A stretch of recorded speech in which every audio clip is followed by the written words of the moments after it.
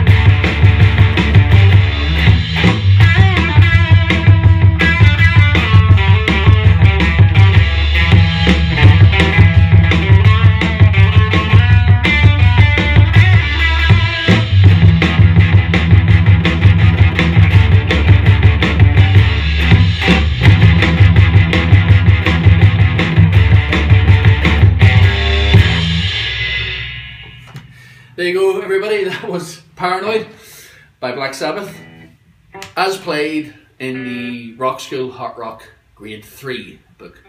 Let me go to the clean channel.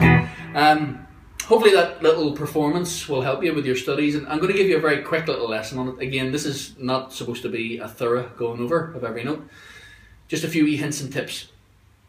The intro, well, you start solo, you know, but you'll hear a little hi-hat keeping you together, so pay attention to that in the backing track because you will get lost then. So what I would have is, or what I find with a lot of students is, their hammer on onto the 14th fret is nearly, you know, they make too big a deal out of it and it becomes, but it's a little grace note. It should have no rhythmic value, so if you look at this other camera, you'll see the hammer on is instantaneous, almost, you know. So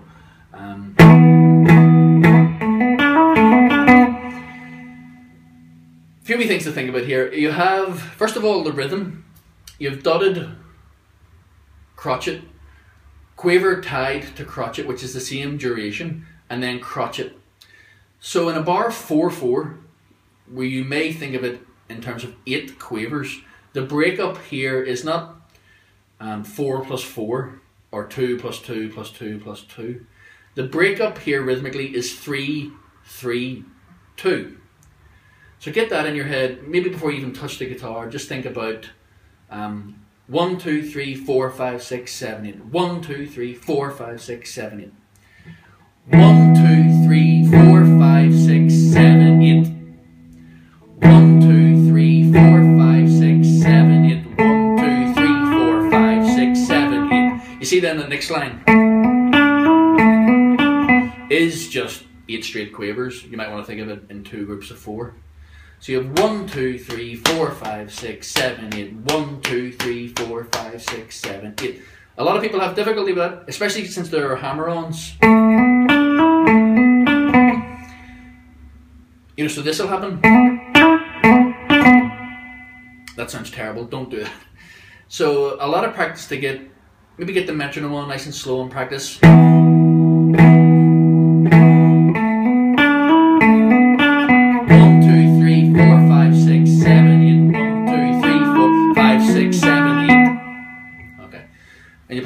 4 times. Then you're into this figure which keeps coming back. E5, 12 and 14. Palm muted as best you can. Sometimes I forget to do that, of course. For 2 bars. Back to D5, down 2 frets. And that's tricky enough, that little move.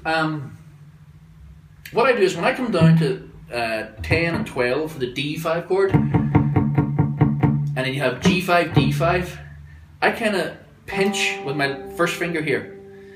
I pinch the bottom 3 strings, which means I don't have to then move this whole shape up and back.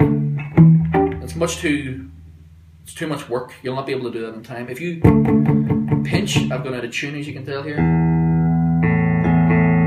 If you pinch, you only have to bring your 3rd finger up and back, and then move it all 2 frets again. So it's relatively straightforward, but watch out for that because it happens so fast. If you were trying to play,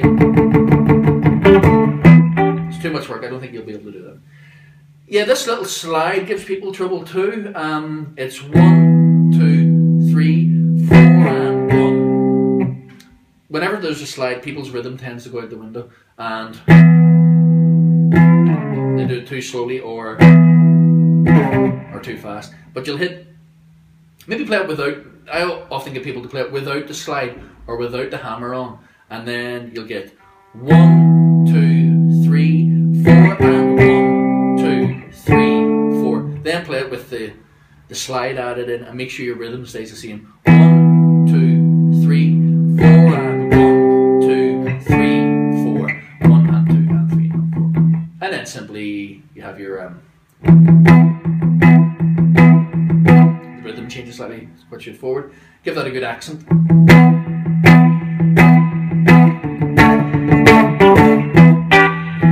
You know, the next 4 bars very straightforward, which are then repeated. Then you're back home to the sort of opening, or certainly during the verse. Then the solo, I'll do this quickly. You're on the 9th fret of the 3rd string, and you bend up quite a hefty bend, so it sounds like 12th fret. Hear that? You know, always you think, well, I'm bending 9 and need to activate a G natural or 12th fret. So hit 12th fret, get that pitch in your head, then bend up to it. The big bend, if you know, a lot of kids, if they've done grade 1, grade 2, and then grade 3, they probably still haven't developed the strength in their fingers to do that bend, you know, but, you know, with a bit of practice, you'll get it. Have your, when I was doing a bend, I have my thumb over the top to give me some anchorage, and then I never just bend with one finger. It's much too difficult. You'll find that, see my other fingers here, 1 and 2 help, they lean against 3, and my little finger here is also helping leaning against the 3rd finger. It's really the whole hand getting involved. I mean, really it's making a fist, but the neck of the guitar is in the way. Think of it that way. Then again, you have these pull-offs and a slide. Make sure that's not, that really, you know, as a guitar teacher, that's the sort of thing really will annoy me. It's 2 and 3 and 4, not 2 and 3 and 4. And then you have the hammer on, so same idea, but with a hammer on. Don't rush. Don't do that. It's, in terms of fingering there, I do 1 hammer on 3, 1 hammer on 3. Then I bring over finger 2 and bring it back to 3. I don't like going 1 hammer on 3, 1 hammer on 3, and then having to bring 3 back quickly. So that's why I brought finger 2 over and used it as well. And you see I go back to 3. And then you've seen everything else. After that, it's really just at the very end. But there is a rhythm to that bend, you see, 2nd fret of the 5th string, then the G natural, bend up to G sharp, and then open. I think a lot of people rush it. You want to really draw it out. There's a lot of tension involved in that minor to major 3rd, so you want to,